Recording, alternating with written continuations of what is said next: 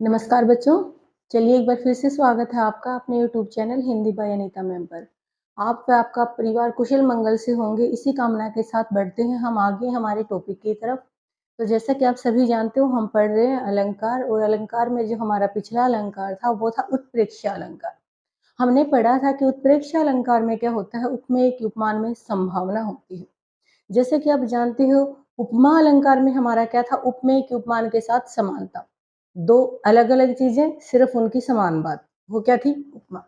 उत्प्रेक्षा में क्या दिखा था, संभावना है, होता नहीं है, सिर्फ संभावना दर्शाई जाती है, वो क्या रहेगा, उत्प्रेक्षा। और आज का जो हमारा अलंकार रहने वाला है वो रहेगा भी रूपक अलंकार। बात यहाँ भी उपमेय और उपमान की चलती है, लेकिन यहाँ पर फर्क क्या है। देखो, जो दिक्कत आती है हमें इन तीन अलंकारों में आती है, उपमा, उत्प्रेक्षा और रूपक में, क्योंकि तीनों में ही हम बार बार उपमेय और उपमान का जिक्र करते हैं, तो कोई दिक्कत वाली बात ही नहीं है इसके अंदर। आप सभी जानते हो, जैसा कि हमने उपमा अलंकार में पढ़ा था, वहां समानता है, हमें पता है दोनों चीजें क्या होंगी, हमारी अलग अलग होंगी। जैसे पीपर पात सरिस मंडोला, हमें पता है पीपल का पत्ता अलग दिखाया गया है या मन अलग दिखाया, दोनों में एक जैसी बात है, दोनों क्या है, डोलते हैं। उत्प्रेक्षा अलंकार में क्या होता है, सिर्फ संभावना होती है, हमें पता है संभावना है, ये चीज है नहीं। जैसे मैंने उदाहरण दिया था, फूट गया सिर उसका वहीं, मानो अरुण रंग का घड़ा। तो हमें साफ दिखाई दे रहा है कि घड़ा नहीं फूटा है, सिर्फ ऐसी एक संभावना दिखाई है कि अगर घड़ा फूट जाए तो जो होगा। फूटा तो सिर्फ क्या था, हमारा वहां पर सिर फूटा था, तो वहां पर क्या थी, संभावना। लेकिन अगर हम की बात करें तो रूपक अलंकार में क्या होता है, उपमेय और उपमान में समझ में ही नहीं आता कौन उपमेय है या उपमान। कहने का मतलब क्या है, दोनों के बीच में अंतर ही नहीं समझ में आता, दोनों को ही क्या मान लिया जाता है, एक मान लिया जाता है। उपमा में दोनों अलग अलग, उत्प्रेक्षा में सिर्फ संभावना दिखाई है। और अगर मैं बात करूं रूपक की, तो यहाँ पर अभेद रहता, कोई भेद ही नहीं रहता इसके अंदर, कुछ भी समझ में नहीं आता, किस तरह से आता वो एक बार हम देखते हैं। तो सबसे पहले तो हम इसकी परिभाषा देखते हैं रूपक अलंकार की। इस अलंकार में उपमेय का उपमान पर निषेध रहित आरोप पाया जाता है। आरोप क्या होता है, निषेध रहित आरोप होता है। इस अलंकार में उपमेय का उपमान पर निषेध रहित आरोप होता है। उपमेय और उपमान का आरोप, वैसे तो आरोप क्या होते हैं भाई, एक तरह से इल्जाम होते हैं, किसी के ऊपर कोई भी इल्जाम लगा दिया जाए वही क्या होता है, आरोप। लेकिन यहाँ पर इसने एक शब्द बोल दिया, निषेध रहित आरोप, कोई इस तरह का नहीं। कहने का मतलब आप ये नहीं कह सकते किस चीज के बारे में बात हो रही है, किस तरह से, एक बार उदाहरण के द्वारा हम यहाँ पे समझने की कोशिश करते हैं। जैसे आपने बोल दिया कि मैया मैं तो चंद खिलौना ले, मैया मैं तो चंद खिलौना ले। उदाहरण को समझाने से पहले मैं आपको इसकी एक पहचान और बताती हूँ, जो आपकी लगभग सही जाती है पहचान। तो यहाँ पर देखेंगे, मैंने आपके सामने नाम लिए हैं एक उपमा अलंकार का, दूसरा मैंने आपके सामने नाम लिया है उत्प्रेक्षा अलंकार का, और तीसरी जो हमने बात की है वो की है रूपक अलंकार। तीनों को क्यों रखा गया, क्योंकि जो दो शब्द मैंने लिखे हैं ना भाई, ये दोनों के दोनों शब्द तीनों में ही आते हैं। पहली बात तो आपको पता है, उपमा अलंकार में वाचक शब्द होते हैं, इस अलंकार में आपको सी, सा, सम, सरिस आदि, इस प्रकार के शब्द आपको मिलते हैं। कोई दिक्कत ही नहीं है उपमा अलंकार में, अगर आपको ये वाले शब्द मिल गए तो आप समझ लेना वहां पर कौन सा अलंकार है, उपमा। उत्प्रेक्षा में भी ऐसा ही था, मैंने आपको बताया था, मानो, मनु, जानो, जनु, मानही, जानही, इस तरह के हैं। देखो यहाँ तक किसी को कोई दिक्कत ही नहीं है, हमें अच्छी तरह से पता है कि उपमा अलंकार की भी पहचान है और उत्प्रेक्षा अलंकार की भी। अब मान लीजिए कोई ऐसी पंक्ति आ गई कि आप इन तीनों में दुविधा में हो कि कौन सा अलंकार होना चाहिए, देखो जो बच्चा पढ़ता है वो यहाँ पर कभी कंफ्यूज होगा। अब एक बच्चे को बेचारे को अगर अनुप्रास में यंत्र नहीं पता है, यमक में ही नहीं पता है, वो तो कुछ भी उत्तर दे के आए पेपर में, कोई फर्क ही नहीं पड़ने वाला है। वो तो सिर्फ एक क्या होता है जिसको हम तुक्के बोलते हैं, तुक्के लगा रहा है। लेकिन जिसने समझ रखा है ना, वो इन तीनों में सबसे ज्यादा कंफ्यूज रहता है। तो कोई कंफ्यूजन ही नहीं है। देखो भाई, अगर ये वाले शब्द है उपमा, अगर ये वाले शब्द है उत्प्रेक्षा, लेकिन आपको लग रहा है पता नहीं उपमा है या रूपक है, तो एक बात गांठ बांध के आप याद कर लो, पक्की तरह से याद कर लो, जो रूपक अलंकार होता है इसमें कोई भी वाचक शब्द नहीं होते, वाचक शब्द नहीं होते भाई। जो ये पहचान वाले शब्द है ना, ये आपके रूपक अलंकार में होते ही नहीं है। ये वाले शब्द है उपमा, ये वाले शब्द है उत्प्रेक्षा, कोई शब्द ही नहीं है पहचान का, तो वो आप आंख बंद करके किस में कर देना, रूपक अलंकार में कर देना। दूसरी जो बात है रूपक अलंकार की, एक तो ये हो गई। जो दूसरी बात है वो ये है कि किसी विशेष वस्तु को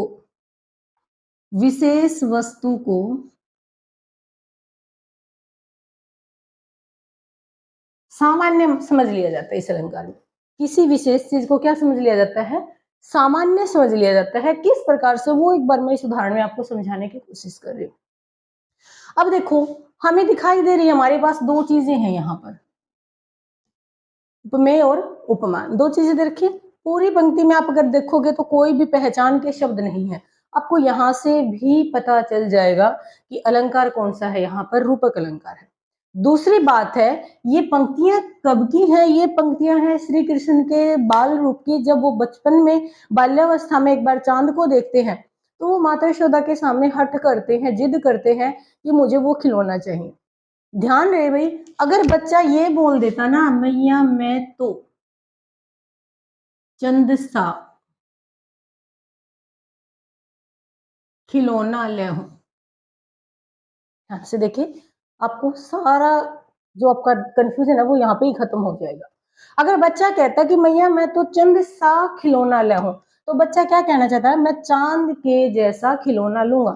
बच्चों को पता वो आसमान में जो आपको दिखाई दे रहा है वो क्या है, चांद है, लेकिन उसके जैसा कोई खिलौना हो सकता। तो वहां पर क्या होगी, समानता। समानता मतलब उपमा अलंकार। लेकिन यहाँ पर क्या कह रहा है बच्चा, बच्चा कह रहा है चंद्रमा रूपी, मतलब वही रूप जो मुझे आसमान में दिखाई दे रहा है ना, मुझे वही खिलौना चाहिए। अब हम सब जानते हैं चांद क्या है, एक विशेष वस्तु है, और खिलौना क्या है, एक सामान्य वस्तु है। लेकिन एक विशेष चीज को क्या माना गया है, सामान्य। कोई भी भेद ही नहीं रखा गया यहाँ पर। बालक श्री कृष्ण हट करते हैं कि मुझे वही खिलौना चाहिए जो मुझे आसमान में दिखाई दे रहा है। तो यहाँ पर हमें समझ, चंद्रमा रूपी खिलौना लो, कहीं भी आप अर्थ निकालते हो रूपी शब्द बीच में आ रहा है, वहां पर अलंकार कौन सा होगा आपका, रूपक अलंकार। तो यहाँ उपमेय और उपमान के बीच में कोई भी वाचक शब्द नहीं है। दूसरी बात, यहाँ पर चांद को क्या मान लिया गया है, खिलौना, जो कि एक बड़ी ही सामान्य सी वस्तु है, वो मान लिया गया है। तो इस पंक्ति से हमें समझ में आता है कि यहाँ पर कौन सा अलंकार है, रूपक अलंकार है। एक बार गौर से देखेंगे इन चीजों को, मेरे ख्याल से तो आप सबको बड़े अच्छे से समझ में आ गई होंगी। फिर भी आपको कोई दिक्कत होती है तो मैंने कई बार बोल रखा है, आप कमेंट सेक्शन में जाके कमेंट करके पूछ लिया करो। जैसे एक उदाहरण और लिखती हूं मैं,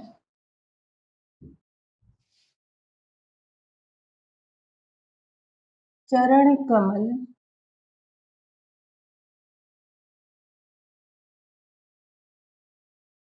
बंदो हरि राय, चरण कमल बंदो हरि राय। तो यहाँ पर दो चीजें हैं हमारे पास, एक है चरण और दूसरा है कमल। चरण और कमल, पूरी पंक्ति को अगर आप गौर से देखोगे तो कोई भी वाचक शब्द नहीं है भाई, कोई भी वाचक शब्द नहीं है। और अभी अभी मैंने आप लोगों को बताया था, जब वाचक शब्द ना दे रखे हो तो वहां पर अलंकार कौन सा होता है, रूपक। पेपर में आपको अगर सेकंड में जवाब देना तो आपको यहाँ से ही पता चल रहा है कि कौन सा अलंकार है, रूपक अलंकार है। दूसरी बात, यहाँ पर दो चीजें हैं, कमल और चरण। कमल बड़ी एक विशेष वस्तु है, क्या है आपकी सामान्य वस्तु है। यहाँ पर क्या होता है, एक भक्त है, वो कहता है कि मैं मेरे प्रभु के कमल रूपी चरणों की वंदना, वंदो का मतलब वंदना, पूजा करता हूँ। हरि राय का अर्थ होता है प्रभु के। मैं मेरे प्रभु के कमल रूपी चरणों की वंदना करता हूँ। तो यहाँ पर रूपी शब्द आ गया, कोई भी वाचक शब्द नहीं आया है। जब आप अर्थ निकाल रहे हो तब रूपी आ रहा है, भाई वैसे नहीं आ रहा। कोई भी वाचक शब्द नहीं है। एक सामान्य चीज को क्या माना गया है, सॉरी विशेष चीज को क्या माना गया है, सामान्य। तो अलंकार कौन सा बन जाएगा आपका, रूपक अलंकार बन जाएगा। भाई एक बार इसको आप गौर से देखेंगे, ठीक है। एक अलंकार और देखें, प्रीति नदी में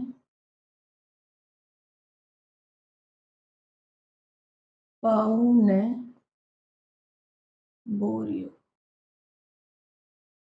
प्रीति नदी में पाऊ ने बोरियो। यहाँ पर भी आपको दो चीजें दिखाई दे रही, उपमा और उपमान। प्रीति और नदी, प्रीति का अर्थ यहाँ पे प्रेम, और नदी का अर्थ नदी सभी जानते हो, प्रेम रूपी नदी। प्रेम रूपी नदी में पाव का अर्थ क्या है, पाव। बोरियो का अर्थ डुबो, डुबोना।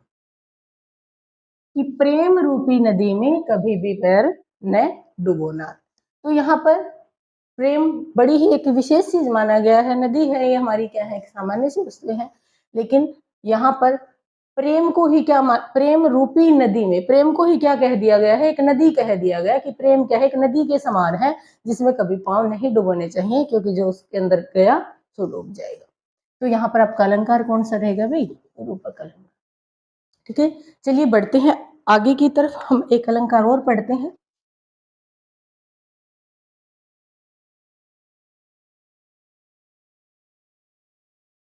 अगला जो हमारा अलंकार रहने वाला है वो रहेगा भी अतिशयोक्ति अलंकार।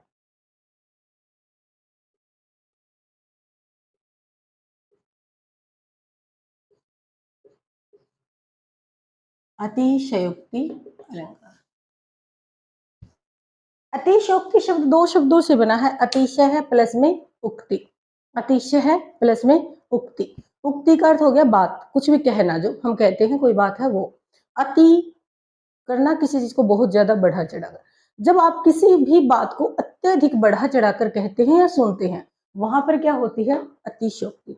अत्यधिक बढ़ा चढ़ाकर कहने से मेरा मतलब क्या है कि जो चीज कभी संभव नहीं हो सकती, अगर उसको यहाँ पे संभव करके दिखा दिया जाए, तो वहीं पर क्या हो जाती है, हमारी अतिशयोक्ति हो जाती है।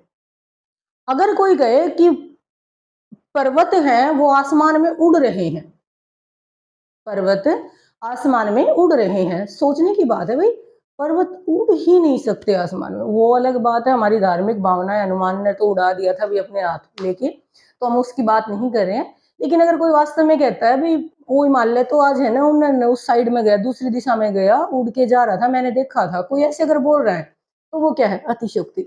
जब असंभव को संभव करके दिखा दिया जाए, कोई काम हो ही नहीं सकता और वो काम करके अगर दिखाया जा रहा है, तो वहां पर आपकी क्या होती है, अतिशयोक्ति होती है। जब किसी भी बात को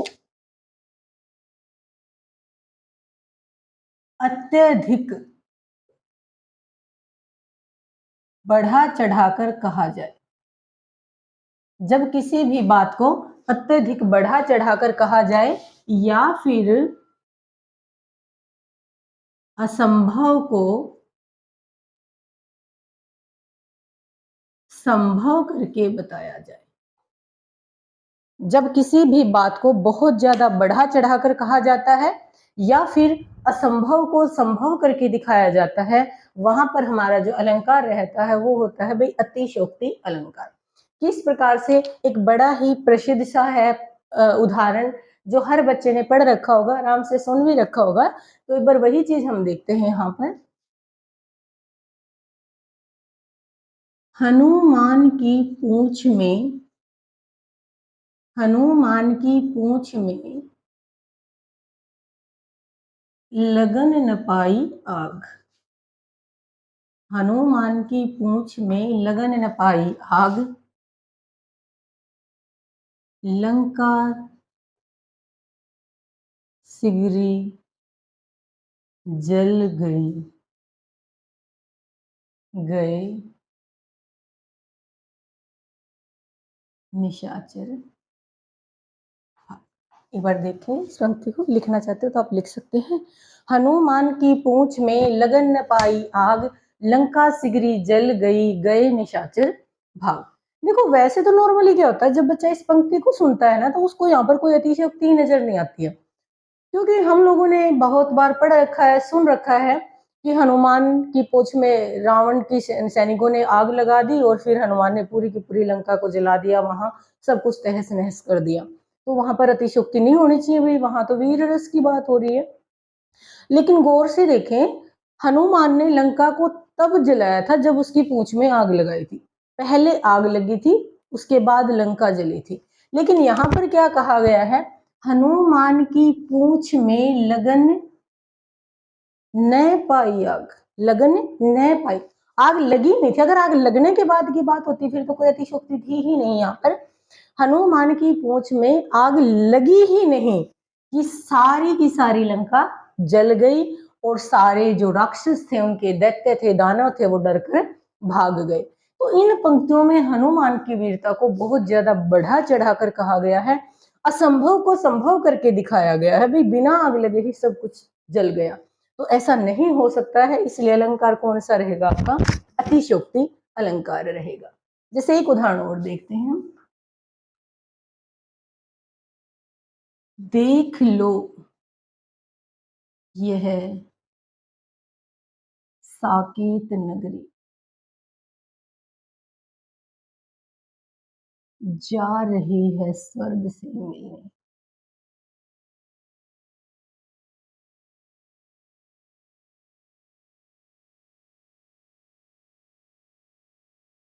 देख लो यह साकेत नगरी जा रही है स्वर्ग से मिलने।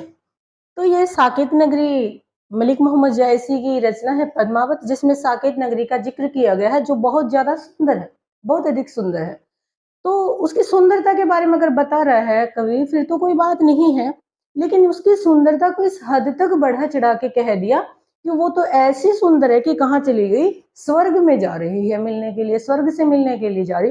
भाई ऐसा तो नहीं हो सकता, कोई भी नगरी ऐसे उड़ के स्वर्ग की तरफ जाए, हो ही नहीं सकता। देख लो यह साकेत नगरी जा रही है स्वर्ग से मिलने। इस साकेत नगरी को देखो, ये कहाँ जा रही है, स्वर्ग से मिलने जा रही है। तो भाई ऐसा कभी नहीं हो सकता है। तो यहाँ पर भी क्या दिखाई गई है, साकेत नगरी के बारे में अतिशयोक्ति दिखाई गई, बहुत ज्यादा बढ़ा चढ़ाकर कहा गया है, अलंकार हो जाएगा अतिशयोक्ति। आज के लिए इतना ही, मिलते हैं हमारी अगली वीडियो में, तब तक के लिए धन्यवाद।